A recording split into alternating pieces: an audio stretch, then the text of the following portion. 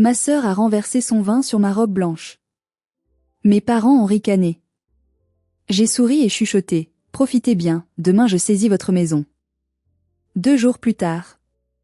Je m'appelle Aliénor et je suis restée figée, paralysée, alors que ma robe de mariée en satin blanc virait au rouge cramoisi en 1 seconde. Ma sœur, Cléophée, se tenait devant moi, tenant le verre vide qu'elle prétendait avoir glissé de sa main. Mais le sourire malveillant sur son visage racontait une toute autre histoire. Alors que le liquide sombre, un pétrussor de prix, s'imprégnait dans la soie coûteuse, toute l'assemblée du château est tombée dans un silence de mort.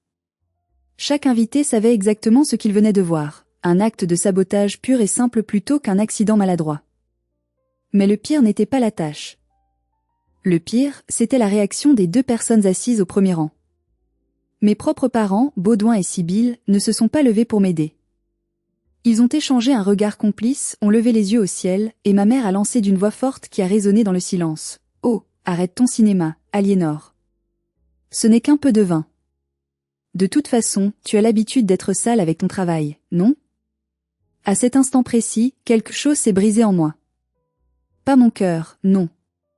C'était le dernier lien fragile qui me rattachait à cette famille toxique. J'ai regardé ma sœur, rayonnante de méchanceté, puis mes parents, vautrés dans leur mépris. J'ai lissé ma robe souillée, j'ai levé la tête et j'ai souri. Un sourire froid, terrifiant. Je me suis penchée vers l'oreille de Cléophée et j'ai chuchoté une promesse que personne d'autre ne pouvait entendre. Tu penses que c'est une victoire, mais tu viens de signer l'arrêt de mort de toute notre famille. Si vous regardez cette vidéo, s'il vous plaît, abonnez-vous et dites-moi dans les commentaires depuis quelle ville ou quel pays vous nous écoutez, et quelle heure il est chez vous. Car ce soir, vous allez apprendre ce qui se passe quand la fille invisible décide enfin de détruire ceux qui l'ont trahi. Revenons à ce moment fatidique. L'odeur du vin rouge était suffocante, un mélange de tanins riches et de ma propre humiliation. Cléophée a pouffé de rire, un son cristallin et cruel. « Oups, désolée » a-t-elle dit sans aucune sincérité. Mais honnêtement, Aliénor, le rouge te va mieux.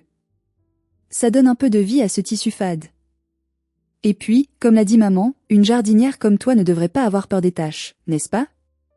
Amaury, mon fiancé, s'est précipité vers moi, le visage déformé par la rage. Il était prêt à hurler, à faire un scandale, à défendre l'honneur de sa future femme. Mais j'ai posé une main ferme sur son bras. Non, lui ai-je dit doucement. Pas maintenant. Pas ici. Je refusais de leur donner le spectacle qu'ils attendaient. Je refusais d'être la victime hystérique qui gâche son propre mariage. J'ai regardé ma mère, Sibylle, qui ajustait son chapeau de créateur avec un air d'ennui total. Elle n'avait même pas esquissé un geste pour m'aider. Pour elle, j'étais une gêne, une tache dans son tableau parfait, tout comme le vin sur ma robe. Mon père, Baudouin, consultait sa montre, comme si mon humiliation lui faisait perdre un temps précieux. « Allez, va te changer » a-t-il grommelé. « On ne va pas attendre toute la journée. Prends n'importe quoi dans ta valise, personne ne remarquera la différence. » J'ai tourné les talons et je suis partie vers la suite nuptiale, la tête haute, sentant le liquide froid couler le long de mes jambes.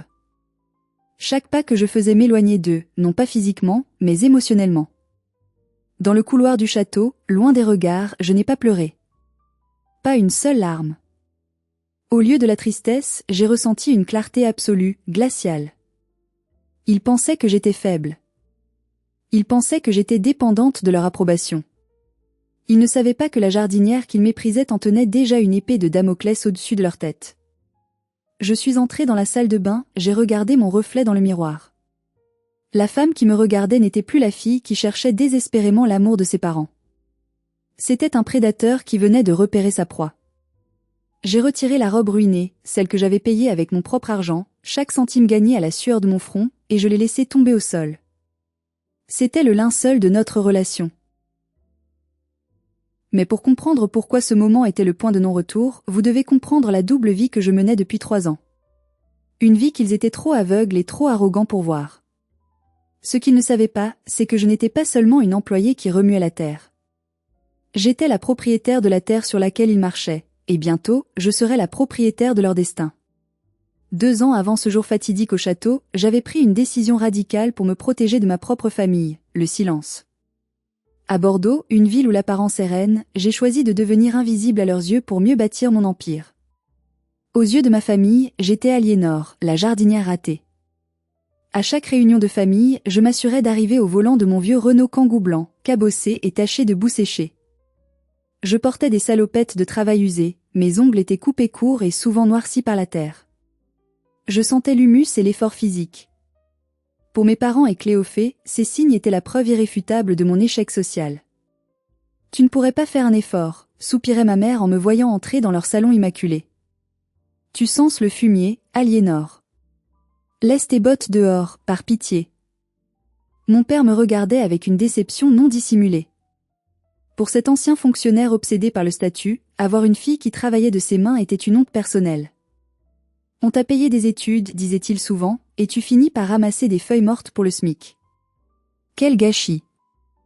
Cléophée, ma sœur cadette, l'enfant doré, ne manquait jamais une occasion de m'humilier. « J'ai besoin de quelqu'un pour tondre ma pelouse ce week-end, lançait-elle en riant lors des dîners du dimanche. Je te paierai le tarif habituel, ne t'inquiète pas. Ça te fera un peu d'argent de poche. Et ils riaient tous. Ils riaient de ma pauvreté supposée, de ma fatigue, de mes mains calleuses. Je baissais la tête et je mangeais mon rôti en silence. Ce qu'ils ignoraient, c'est que la fatigue sur mon visage ne venait pas de tondre des pelouses pour des voisins ingrats. Elle venait de la gestion de contrats à 6 chiffres. La vérité, c'est que je n'étais pas une simple jardinière. J'étais paysagiste concepteur et fondatrice de l'Aube Verte, une entreprise d'architecture paysagère de premier plan dans la région. Je ne coupais pas l'herbe, je concevais les jardins des plus grands châteaux viticoles de Bordeaux et les parcs des hôtels 5 étoiles. J'avais 40 employés sous mes ordres. Mon vieux Kangoo était mon véhicule de chantier, mais garé 2 rues plus loin, à l'abri de leur regard inquisiteur, se trouvait ma Porsche Cayenne hybride. Pourquoi mentir? Pourquoi endurer leurs moqueries? Parce que j'avais appris une leçon douloureuse 5 ans plus tôt. À l'époque, j'avais fièrement annoncé avoir reçu une prime de 1 000 € pour un projet réussi. La réaction de mes parents n'avait pas été de me féliciter. Le lendemain, mon père m'avait appelé pour me dire que Cléophée avait absolument besoin d'un nouveau sac de marque pour une audition, et qu'en tant que sœur aînée, c'était mon devoir de l'aider. Il m'avait culpabilisé jusqu'à ce que je cède. J'avais compris ce jour-là que pour eux, mon argent n'était pas le mien, c'était une ressource familiale à piller pour satisfaire les caprices de Cléophée. Alors, j'ai construit un mur. J'ai laissé Cléophée briller avec ses faux followers sur Instagram et ses dettes cachées, tandis que je construisais une fortune réelle dans l'ombre. J'ai acheté mon propre appartement en ville via une société civile immobilière pour que mon nom n'apparaisse pas directement. J'investissais, j'épargnais, et je regardais mon compte en banque grossir tandis que le leur fondait. Cléophée, elle, vivait dans une illusion totale. À 28 ans, elle se définissait comme influenceuse lifestyle. En réalité, elle n'avait aucun revenu stable. C'étaient mes parents qui finançaient son train de vie extravagant, ses voyages à Dubaï, ses vêtements de luxe, sa voiture Audi en leasing. Ils vendaient des parcelles de terre héritées des grands-parents pour maintenir cette façade, convaincus que Cléophée allait percer d'un jour à l'autre et les rendre riches et célèbres. Ils ont misé sur le mauvais cheval. Et ils ont maltraité celui qui tirait la charrue. Le contraste entre mes deux vies était parfois vertigineux. Le matin, je dirigeais une réunion stratégique pour la rénovation des jardins du Grand Hôtel de Bordeaux, négociant un budget de 200 000 €. Le soir, je m'asseyais à la table de mes parents, écoutant ma mère m'expliquer comment économiser sur les produits de lessive parce que les temps sont durs pour les gens comme toi.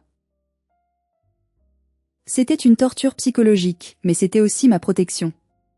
Tant qu'ils me croyaient pauvre, ils ne me demandaient rien.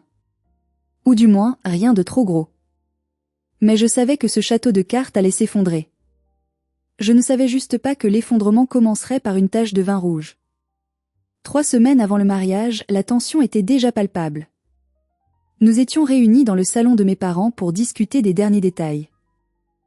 J'avais naïvement espéré qu'ils proposeraient de participer, ne serait-ce que symboliquement, aux frais du mariage. C'est la tradition, après tout. Ma mère, Sibylle, a pris la parole avec un air grave, une main posée sur sa poitrine comme si elle portait le poids du monde. « Aliénor, chérie, a-t-elle commencé, ton père et moi avons regardé nos comptes. Nous sommes un peu serrés en ce moment. Tu comprends, l'entretien de cette maison coûte une fortune. Nous ne pourrons pas t'aider financièrement pour la cérémonie. » J'ai hoché la tête, déçue mais pas surprise. Je comprends, maman. Amaury et moi avons tout prévu, ne t'en fais pas. Mais elle n'avait pas fini. En fait, a-t-elle continué, nous pensons que tu devrais revoir tes ambitions à la baisse. Pourquoi louer ce château? Le jardin ici est très bien. Tu pourrais faire ça près de la remise à outils. Après tout, c'est ton élément, non? La terre, la boue. Amaury, assis à côté de moi, s'est raidi.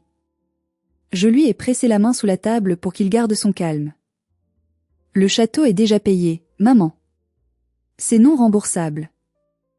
À ce moment précis, la porte d'entrée s'est ouverte et Cléophée est entrée en trombe, portant plusieurs sacs de shopping avec le logo rouge distinctif de Louboutin. Elle rayonnait. « Regardez », s'est-elle exclamée en sortant une paire d'escarpins à semelles rouges vertigineux. « Elles sont parfaites pour mon prochain shooting. » Mon père, Baudouin, a souri, son visage s'illuminant d'une fierté que je ne lui avais jamais vue pour moi. « Magnifique, ma princesse. C'est un investissement pour ta carrière, c'est important. » J'ai senti le sang bouillir dans mes veines. « Attendez, ai-je dit, ma voix tremblant légèrement. Vous venez de me dire que vous n'avez pas d'argent pour mon mariage, mais vous venez d'acheter des chaussures à 800 € pour Cléophée? Ma mère a froncé les sourcils, comme si j'avais dit une énormité. Ne sois pas jalouse, Aliénor.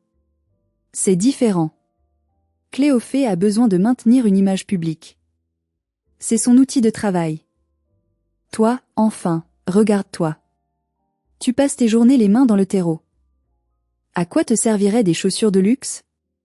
À les abîmer? C'est une question de principe, a rétorqué Amaury, incapable de se retenir plus longtemps. Vous traitez Aliénor comme une citoyenne de seconde zone. Nous traitons chacun selon ses besoins, a coupé mon père sèchement. Cléophée a un avenir brillant devant elle. Aliénor a choisi une vie modeste. Nous ne sommes pas responsables de tes choix médiocres, Aliénor. Le silence qui a suivi était assourdissant. J'ai regardé ces gens, ma chair et mon sang, et j'ai réalisé qu'ils ne me voyaient pas. Ils voyaient une caricature qu'ils avaient eux-mêmes créée pour se sentir supérieurs. Ils avaient besoin que je sois la ratée pour justifier leur investissement aveugle dans Cléophée. Si je réussissais, cela signifiait qu'ils avaient tort sur toute la ligne. Et leur ego ne pouvait pas le supporter. J'ai avalé ma rage. J'ai souri, un sourire triste et résigné. D'accord, ai-je dit. Je ne vous demanderai rien. Je suis partie ce soir-là avec la certitude que je ne leur devais plus rien. Mais je ne savais pas encore jusqu'où leur audace irait. Je ne savais pas qu'après m'avoir humiliée, après avoir ruiné ma robe, ils oseraient revenir vers moi la main tendue, non pour s'excuser, mais pour exiger encore plus. Je dois faire une pause ici pour vous poser une question sincère. Si vous étiez à ma place, assis à cette table, voyant vos parents refuser de payer votre mariage tout en achetant du luxe à votre sœur, qu'auriez-vous fait? Auriez-vous crié? Auriez-vous révélé votre richesse sur le champ pour les faire taire? Ou auriez-vous fait comme moi, attendre le moment parfait pour frapper? Dites-le moi dans les commentaires ci-dessous. Je lis tout. La vraie guerre a commencé 3 jours après le mariage. Et c'est là que le piège s'est refermé. Nous étions mardi matin. J'étais dans mon bureau au centre de Bordeaux, surplombant la Garonne. Je portais un tailleur pantalon bleu marine parfaitement coupé, et je venais de valider les plans finaux pour les jardins d'un domaine viticole à Saint-Émilion. L'incident de la robe était encore frais dans ma mémoire, une plaie ouverte, mais le travail était mon refuge.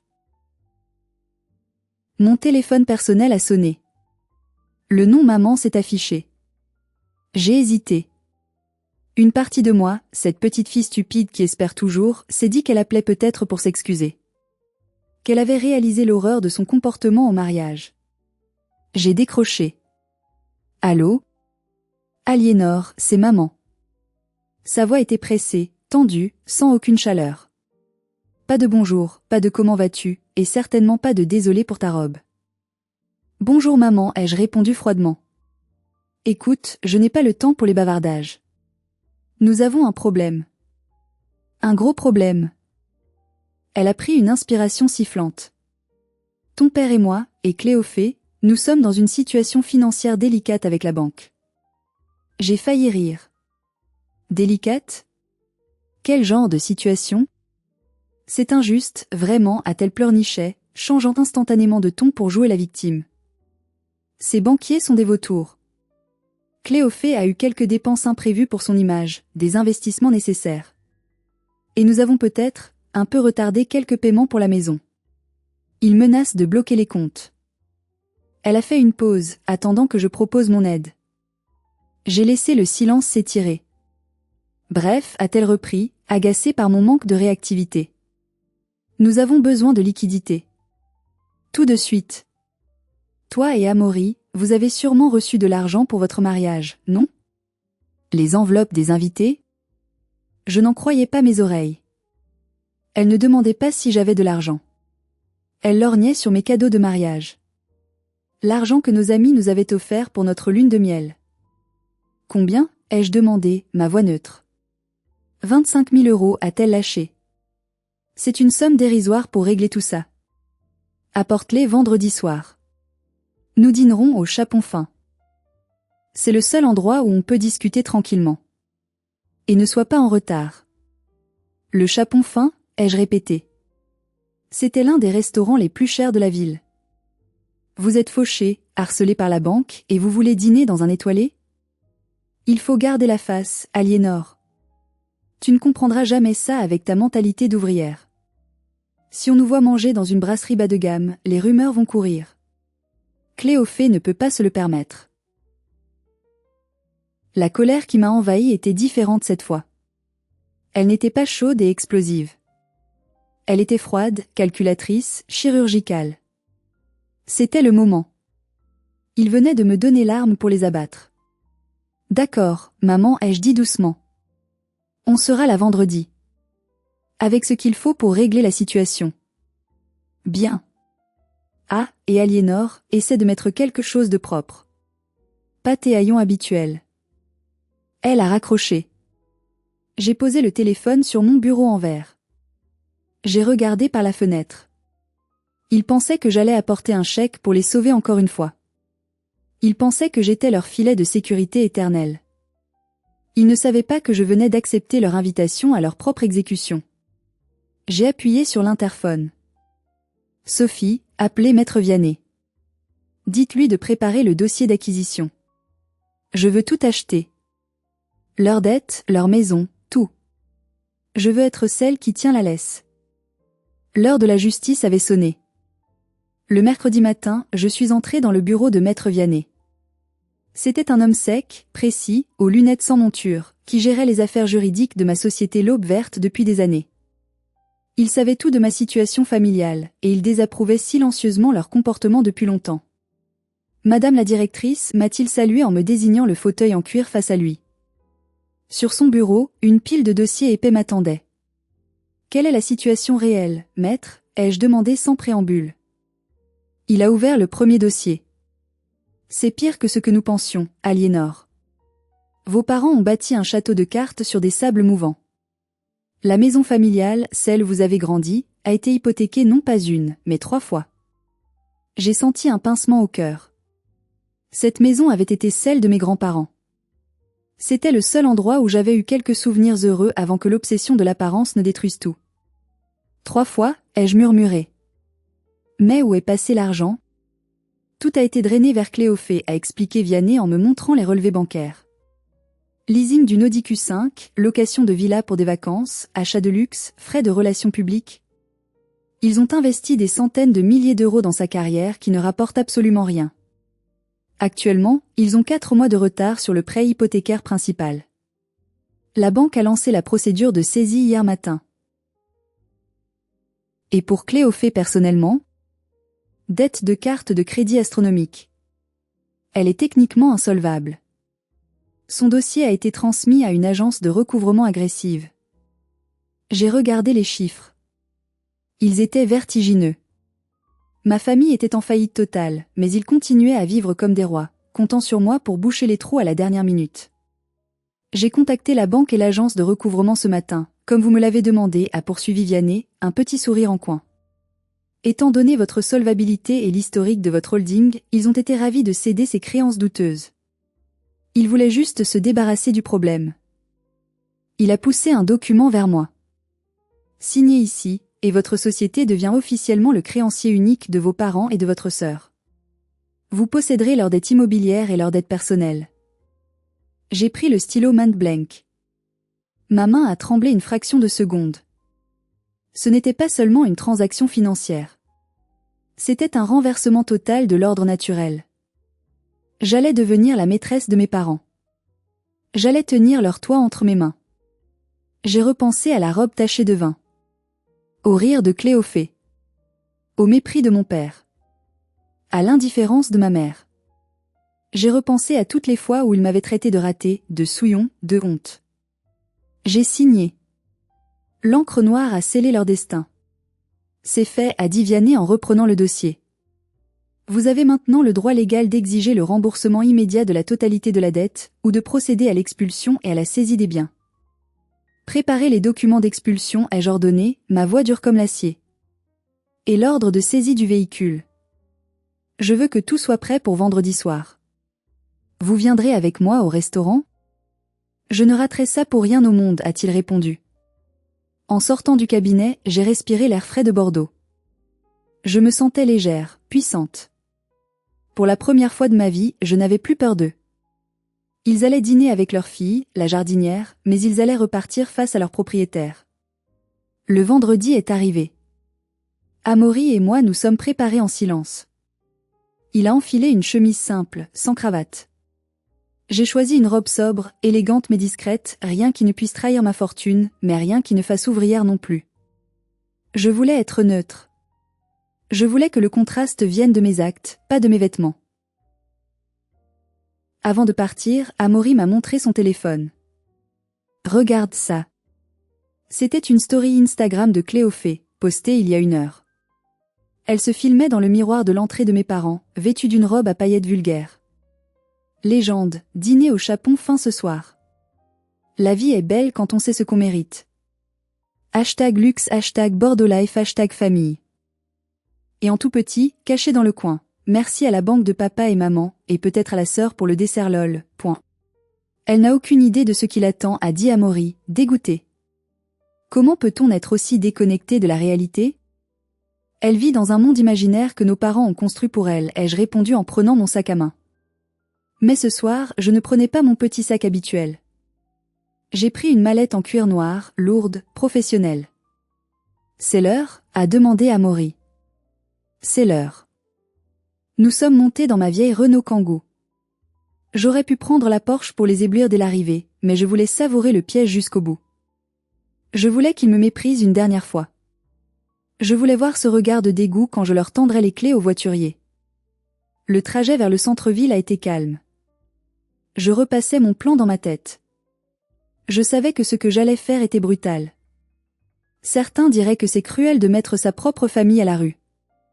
Mais la gentillesse n'avait fait que nourrir leur monstre intérieur. La pitié les avait rendus arrogants. Il fallait une intervention chirurgicale radicale pour couper la gangrène. Nous sommes arrivés devant le chapon fin. Le décor était somptueux, rocaille et velours. Le voiturier a froncé les sourcils en voyant ma camionnette utilitaire au milieu des berlines de luxe. J'ai souri et je lui ai tendu les clés avec un bon pourboire. Prenez-en soin, elle a beaucoup de valeur sentimentale. En entrant dans la salle de restaurant feutré, mon cœur battait la chamade, non de peur, mais d'adrénaline. Je les ai vus tout de suite. Ils étaient installés à la meilleure table, sous le lustre central. Ils riaient fort, trop fort. Cléophée faisait des selfies avec sa coupe de champagne. Ils ressemblaient à une famille royale. Mais je savais la vérité, ils étaient des rois nus, assis sur un trône qu'ils avaient déjà perdu. J'ai serré la poignée de ma mallette noire. Le spectacle allait commencer. Nous nous sommes approchés de la table. Le contraste était saisissant. Eux, dans leur tenue de soirée criarde, couverts de bijoux, probablement achetés à crédit, et nous, sobres, presque invisibles.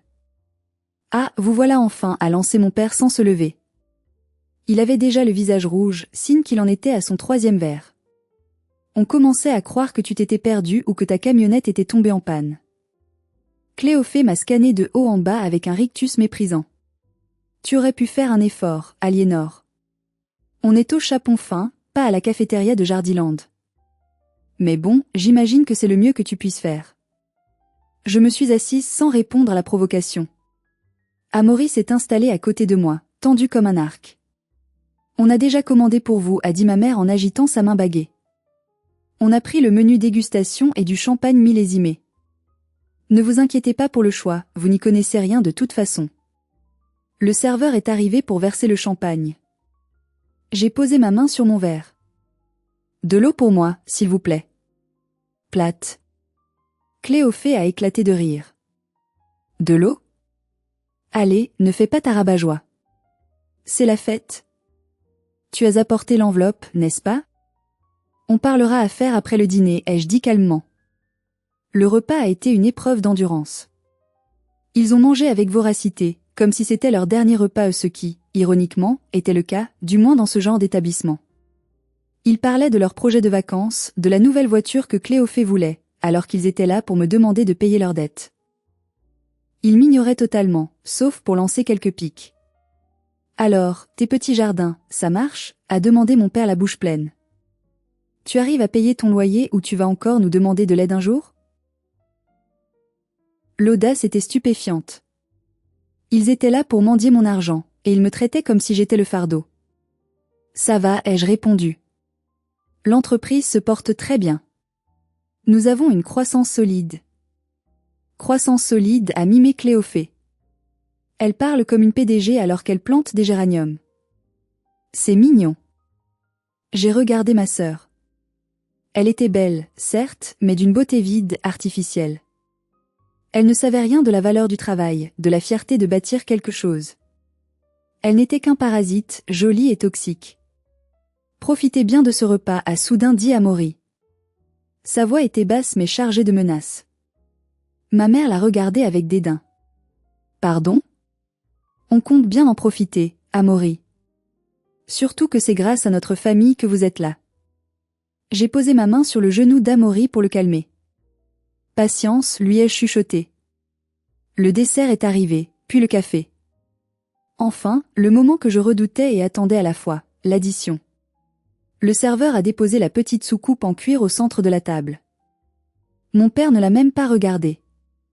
Il a poussé la soucoupe vers moi d'un geste dédaigneux du doigt. C'est pour toi, Aliénor. C'est le moins que tu puisses faire. Et n'oublie pas les 25 000 € pour la banque. On en a besoin demain matin première heure. Ma mère a souri, un sourire de requin. Considère ça comme une amende pour avoir gâché l'ambiance à ton mariage avec cette histoire de robe. J'ai regardé l'addition, 1200 €. Puis j'ai regardé ma famille. Ils me fixaient avec cette attente arrogante, sûrs de leur pouvoir sur moi. Ils pensaient que j'allais sortir mon chéquier, baisser la tête et payer pour acheter un peu de leur fausse affection. J'ai pris une profonde inspiration. J'ai attrapé ma mallette noire qui était posée à mes pieds. Je l'ai posée sur la table, écartant les verres en cristal. Le bruit lourd du cuir sur la nappe a fait sursauter Cléophée. « Qu'est-ce que tu fais ?» a demandé mon père, agacé. « Donne-nous juste le chèque. » J'ai ouvert les cliquets de la mallette. Clic. Clic. Le son a résonné comme le chargement d'une arme. Je n'ai pas apporté de chéquier, papa, ai-je dit, ma voix claire et forte. Et je ne vais pas payer cette addition. Le silence est tombé sur la table. Comment ça? A sifflé ma mère. On avait un accord. Tu te moques de nous? J'ai plongé la main dans la mallette et j'en ai sorti une épaisse liasse de documents reliés, estampillés du sceau rouge des notaires et de la banque. Je les ai étalés sur la table, recouvrant les miettes de pain et les taches de sauce. Je n'ai pas apporté d'argent pour payer vos dettes, ai-je déclaré en les regardant droit dans les yeux, un par un. J'ai apporté la preuve que j'ai acheté vos dettes. Mon père a froncé les sourcils, essayant de comprendre, l'alcool brouillant son jugement.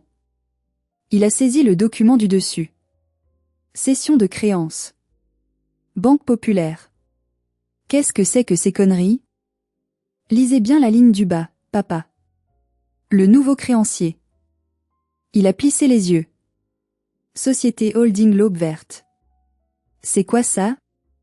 C'est ma société, ai-je répondu. La société de la jardinière. Celle qui génère 3 millions d'euros de chiffre d'affaires par an. Cléophée a éclaté de rire, un rire nerveux. Toi? 3 millions? Mais tu rêves, ma pauvre. Tu nettoies les chiottes des jardins. C'est à ce moment-là que j'ai fait un signe de tête discret vers le bar. Maître Vianney, qui attendait patiemment son entrée en scène, s'est levé et a marché vers notre table d'un pas décidé. Son costume impeccable et son air grave ont immédiatement calmé le rire de Cléophée. « Bonsoir » a dit Vianney. « Je suis Maître Vianney, avocat de Madame Aliénor et de la société L'Aube Verte. Je confirme l'authenticité de ces documents. » Il a pointé du doigt les papiers devant mon père. « Monsieur, votre prêt hypothécaire, sur lequel vous avez 4 mois de retard, appartient désormais à ma cliente. Votre maison ne vous appartient plus techniquement. Vous êtes en défaut de paiement grave. » Mon père est devenu blanc comme un linge. Sa bouche s'ouvrait et se fermait, mais aucun son ne sortait. Ma mère a attrapé le bras de Cléophée, ses ongles s'enfonçant dans la chair. « C'est impossible, » a balbutié ma mère. « Tu es riche ?» « Oui, ai-je répondu simplement. Je le suis depuis des années. Mais vous étiez trop occupé à me mépriser pour le remarquer. » « Mais alors ?»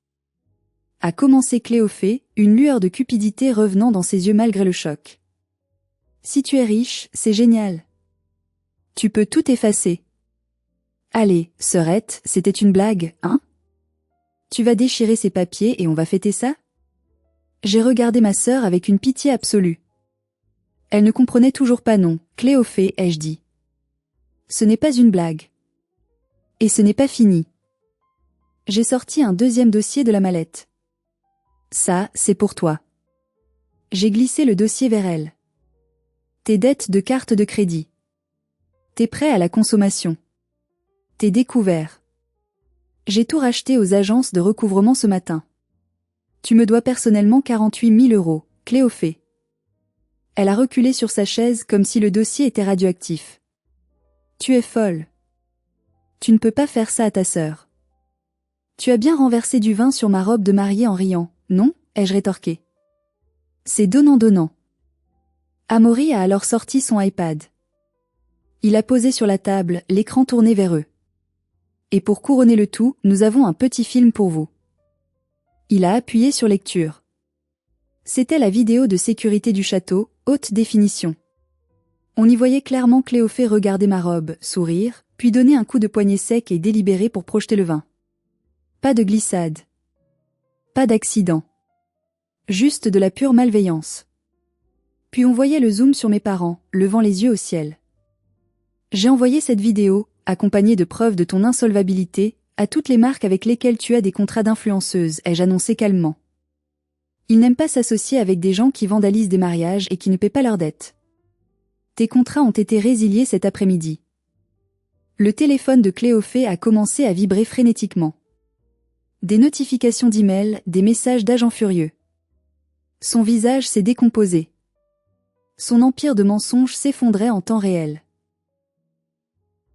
Et une dernière chose, a ajouté Maître Vianney en regardant sa montre. Mademoiselle Cléophée, votre voiture, l'Audi Q5 garée devant. Elle fait partie des actifs saisis pour rembourser la dette. La dépanneuse devrait être là d'une seconde à l'autre. Comme dans un film, nous avons entendu le bruit distinctif d'un klaxon de recul et des gyrophares orange ont illuminé la rue à travers la baie vitrée du restaurant. Cléophée a poussé un cri strident. Elle s'est levée et a couru vers la fenêtre. Nous l'avons tous regardé voir sa précieuse voiture, son symbole de statut, être hissée sur le plateau d'un camion de fourrière. Elle s'est effondrée contre la vitre, en larmes. Mon père a laissé tomber sa tête dans ses mains. Ma mère tremblait de tout son corps. La salle de restaurant nous regardait. Les autres clients chuchotaient. Mais pour la première fois, je n'avais pas honte. La honte avait changé de camp. Ma mère s'est levée brusquement et s'est précipitée vers moi. Elle a essayé de saisir mes mains, ses yeux remplis de larmes de crocodile. « Aliénor, ma fille, ma chérie. Tu ne peux pas faire ça. Nous sommes tes parents. Nous t'avons élevée. Tu ne vas pas nous mettre à la rue, hein? C'est juste une leçon, n'est-ce pas?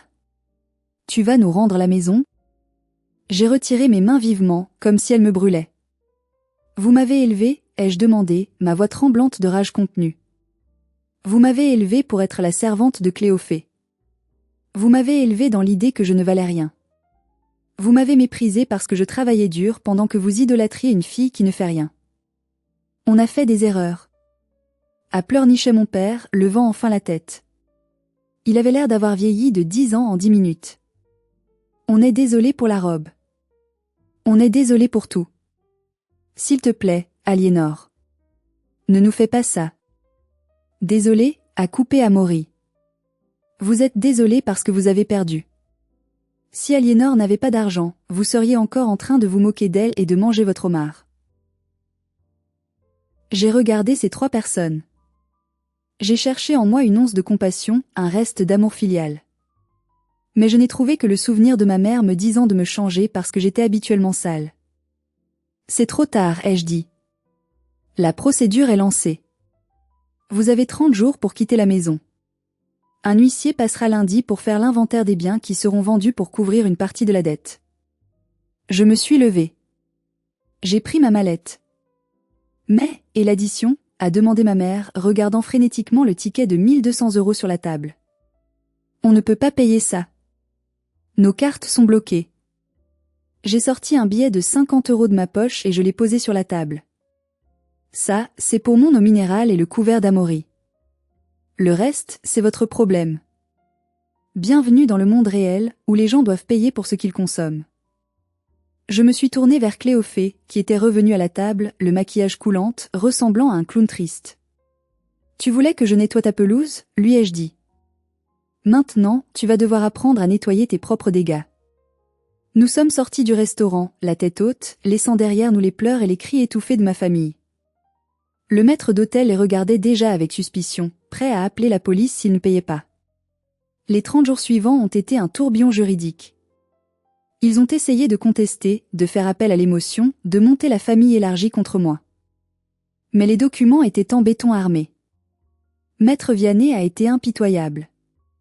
Le jour de l'expulsion, je ne suis pas allé voir. Je n'avais pas besoin de voir leur humiliation finale. Amaury y est allé pour superviser et récupérer les clés.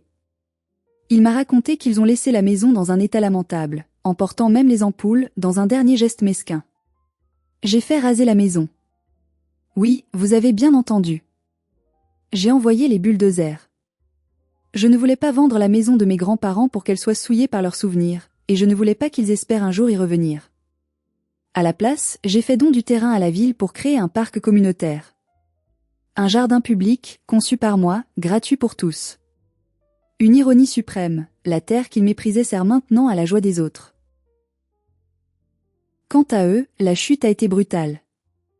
Mes parents vivent maintenant dans un petit HLM en banlieue nord. C'est humide, bruyant et loin de leurs anciens cercles sociaux. Mon père a dû reprendre le travail à 62 ans, il est agent de sécurité dans un supermarché, debout toute la journée. Ma mère fait quelques heures de ménage au noir pour ses anciennes amies, qui la traitent avec le même mépris qu'elle me réservait. Et Cléophée ? C'est la partie la plus satisfaisante. Sans voiture, sans argent, grillée auprès des marques, elle a dû prendre le premier emploi qui voulait d'elle. Elle travaille maintenant chez un concurrent de fast-food à la friteuse. L'autre jour, je conduisais ma Porsche, je ne me cache plus, et je me suis arrêtée à un feu rouge. Je l'ai vue à travers la vitrine du fast-food. Elle portait un uniforme en polyester mal ajusté, une charlotte sur la tête, et elle se faisait engueuler par un manager pour n'avoir pas été assez rapide. Elle avait l'air épuisée, misérable. Ses mains, autrefois si manucurées, étaient grasses et rouges. Nos regards se sont croisés un instant. J'ai vu la haine, mais aussi la défaite totale dans ses yeux. J'aurais pu entrer, commander un burger, juste pour l'humilier. Mais je n'en ai pas eu envie. Elle n'était plus rien pour moi. Juste une étrangère qui avait eu une mauvaise vie à cause de ses mauvais choix. Le feu est passé au vert. J'ai accéléré et je ne me suis pas retournée. 6 mois ont passé depuis ce dîner au chapon fin. Aujourd'hui, je suis assise sous la pergola de ma propre maison, une magnifique villa que j'ai conçue moi-même, entourée du jardin le plus luxuriant de Bordeaux. Les roses sont en pleine floraison, et l'odeur du jasmin embaume l'air. Je caresse mon ventre arrondi. Amaury et moi attendons notre premier enfant, une petite fille. Elle grandira dans une maison remplie d'amour, de vérité et de respect. Elle saura que la valeur d'une personne ne se mesure pas à la marque de son sac à main, mais à la gentillesse de son cœur et à la force de son caractère. Elle saura aussi qu'on ne laisse personne, pas même la famille, nous marcher dessus. Mon téléphone sonne parfois encore avec des numéros inconnus. Je sais que c'est eux. Ils essaient de revenir, probablement parce que l'hiver approche et que le chauffage coûte cher. Mais ils sont bloqués. Définitivement. J'ai coupé les branches mortes de mon arbre généalogique pour que le reste puisse survivre et prospérer. Certains diront que j'étais trop dur. Que j'aurais dû pardonner. Mais le pardon sans repentir n'est que de la permission pour continuer à nuire. J'ai choisi la justice. J'ai choisi la paix. Et pour la première fois de ma vie, quand je regarde ma robe blanche, non pas celle du mariage, mais celle que je porte aujourd'hui, elle est immaculée. Pas une seule tache. Merci infiniment d'avoir écouté mon histoire. C'était un voyage douloureux mais nécessaire, et je suis heureuse de l'avoir partagé avec vous. Maintenant, j'ai une dernière question pour vous, et soyez honnête, à ma place, auriez-vous rasé la maison, ou l'auriez-vous gardée? Ai-je été trop loin avec ma vengeance? Ont-ils eu exactement ce qu'ils méritaient? Mettez un j'aime si vous pensez que la justice a été rendue, et partagez votre avis dans les commentaires. N'oubliez pas de vous abonner pour plus d'histoires de karma instantané. Prenez soin de vous, et ne laissez jamais personne vous faire croire que vous êtes moins que ce que vous êtes. À bientôt.